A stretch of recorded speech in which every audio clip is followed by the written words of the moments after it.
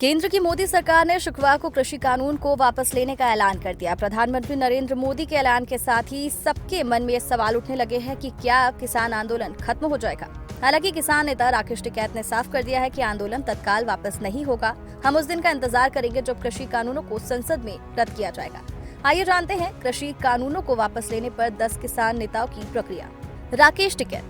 राकेश टिकैत ने कहा कि आंदोलन तत्काल वापस नहीं होगा। उन्होंने कहा है कि हम उस दिन का इंतजार करेंगे जब कृषि कानूनों को संसद में रद्द किया जाएगा। राकेश टिकैत ने साथ ही ये भी साफ किया कि सरकार न्यूनतम समर्थन मूल्य यानी एमएसपी के साथ साथ किसानों से संबंधित दूसरे मुद्दों पर भी बातचीत करे। राकेश टिकैत ने आज तक से बातचीत में पीएम मोदी के ऐलान पर अविश्वास जताया। उन्होंने साफ कहा कि अभी तो बस ऐलान हुआ है, हम संसद से कानूनों की वापसी होने का इंतजार करेंगे। राकेश टिकैत ने साथ ही ये भी कहा कि न्यूनतम समर्थन मूल्य समेत किसानों से जुड़े अन्य मसलों पर भी बातचीत का रास्ता खुलना चाहिए।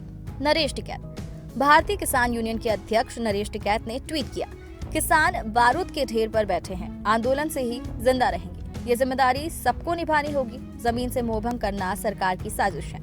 जमीन कम हो रही है। किसान से जमीन बेचने और खरीदने का अधिकार भी ये लोग छीन लेंगे। जाति और मजहब को भूलकर किसानों को एक होना होगा। भानु प्रताप सिंह। भारतीय किसान यूनियन के राष्ट्रीय अध्यक्ष भानु प्रताप सिंह ने कहा कि प्रधानमंत्री जी ने तीनों कृषि कानूनों को वापस लेने की आज घोषणा कर दी है। इसके लिए उनका बार बार स्वागत और बार बार अभिनंदन करता हूँ। ऐसा ही होना चाहिए। देश का प्रधानमंत्री जो किसानों के लिए एक की बात सुनकर किसी को दुखी ना होने दे।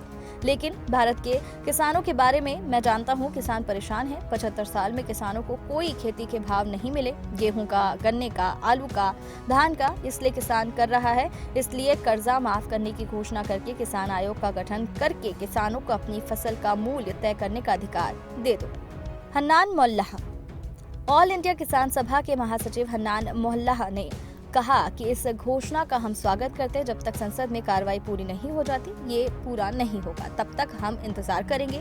और दूसरी बात यह है कि जो किसानों की समस्या है वो हल नहीं हो रही है। जब तक मिनिमम सपोर्ट प्राइस के लिए वह कानून जब तक पास नहीं होगा, तब तक किसानों को कोई फायदा नहीं होने वाला और इसके लिए हमारा आंदोलन जारी रहेगा। 26 नवंबर को आंदोलन के 1 साल पूरे होने पर पूरा देश में लाखों किसान रास्ते पर उतरेंगे। आंदोलन तब तक चलेगा जब तक कृषि कानून एमएसपी बिल पास नहीं हो जाता है। हरमान सिंह चढ़ूनी।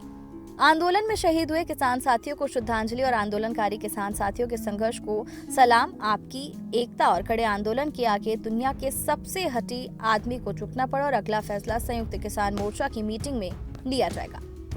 योगेंद्र यादव। किसान आंदोलन से जुड़े योगेंद्र यादव ने कहा कि श्री गुरु नानक देव ने कहा था, कीरत करो यानी ईमानदारी से मेहनत करो। आज हर कीरत करने वाले किसान की जीत हुई। ये जीत साल भर से दिल्ली बॉर्डर पर संघर्ष करने वाले किसानों की है। लेकिन हमें याद रखना है, जब तक सरकार को सत्ता का अहंकार रहेगा तब तक हमारा संघर्ष जारी रहेगा।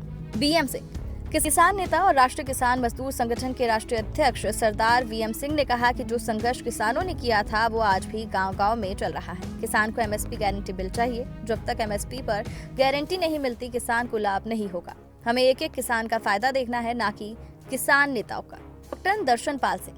किसान नेता डॉक्टर दर्शन पाल सिंह ने कहा, 12 महीने से ज्यादा समय से ये संघर्ष चल रहा है। किसानों के मुद्दे पर जो लड़ाई चली उसने देश में माहौल बना दिया कि देश को रास्ता मिला है कि आने वाले समय में जो लोगों की समस्याएं हैं उन पर संघर्ष किया जाए। मैं पूरे किसानों को बधाई देना चाहता हूं कि गुरु नानक जयंती पर पीएम मोदी ने कृषि कानूनों को वापस लेने का ऐलान किया। उन्होंने इसमें गलती मानते हुए ये महसूस किया कि भले ही ये अच्छे के लिए बनाए थे, लेकिन हमें इन्हें वापस लेना होगा। ये किसानों की एकता के चलते हो पाया है।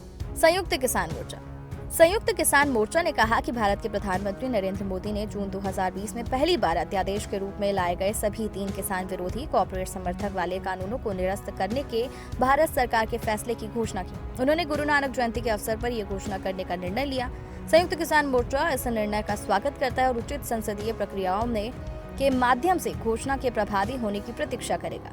अगर ऐसा होता है तो ये भारत में 1 वर्ष से चल रहे किसान आंदोलन की ऐतिहासिक जीत होगी। हालांकि इस संघर्ष में करीब 700 किसान शहीद हुए। लखीमपुर खीरी हत्याकांड समेत इन टाली जा सकने वाली मौतों के लिए केंद्र सरकार के जिम्मेदार है। संयुक्त किसान मोर्चा प्रधानमंत्री को ये भी याद दिलाना चाहता है कि किसानों का ये आंदोलन न केवल 3 काले कानूनों को निरस्त करने के लिए बल्कि सभी कृषि उत्पादों और सभी किसानों के लिए लाभकारी मूल्य की कानूनी गारंटी के लिए भी है। किसानों की ये अहम मांग अभी बाकी है।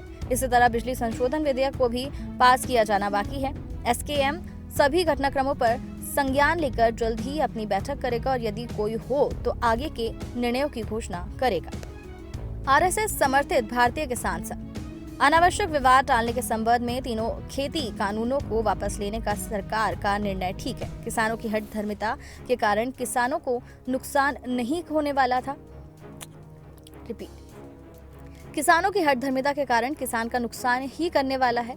भारतीय किसान संघ के अनुसार किसानों की सही समस्या उसका बाजार में होने वाला शोषण है, जिसे लागत के आधार पर लाभकारी मूल्य का कानून बनाकर गारंटी देने की आवश्यकता है। दोस्तों, आपका क्या कहना है इस खबर पर कमेंट करके जरूर बताइएगा। जानकारी अच्छी लगी हो तो लाइक जरूर करें। इस तरह की और अपडेटेड न्यूज के लिए हमारे चैनल को सब्सक्राइब कर लीजिए।